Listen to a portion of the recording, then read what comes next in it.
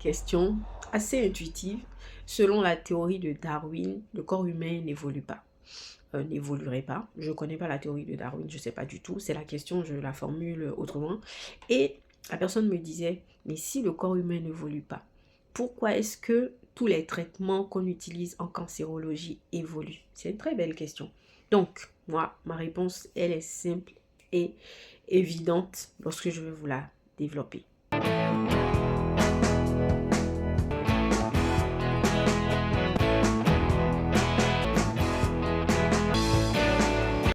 Premièrement, les cellules cancéreuses ont développé des aptitudes qui font d'elles des cellules, on va dire, smart.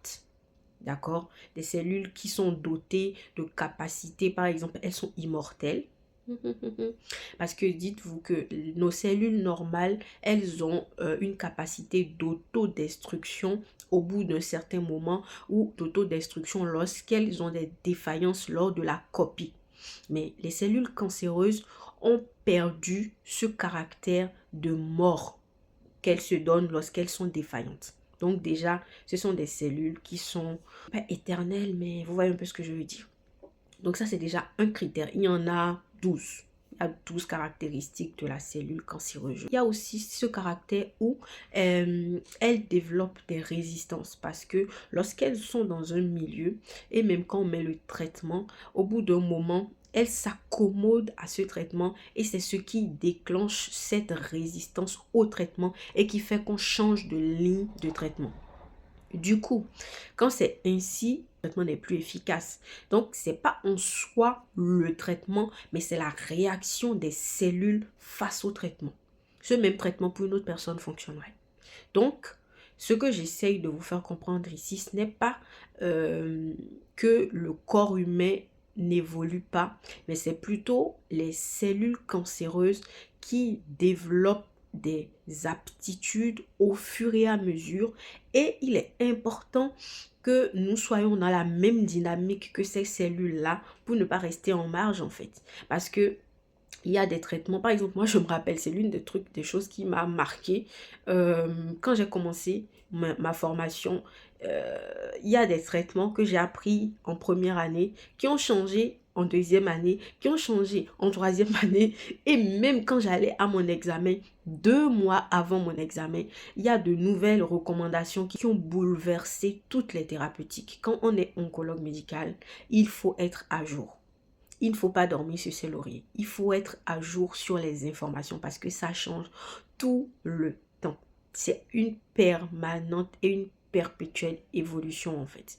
Du coup, il y a des sociétés savantes, en l'occurrence l'ESMO, pour appliquer ces standards-là sur nos patients.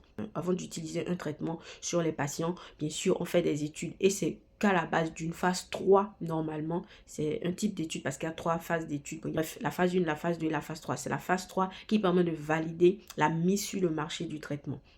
Donc, parfois sur des phases 2, on peut valider, il y a certains traitements révolutionnaires qu'on a validés sur des phases 2 parce qu'on a eu des résultats vraiment extraordinaires.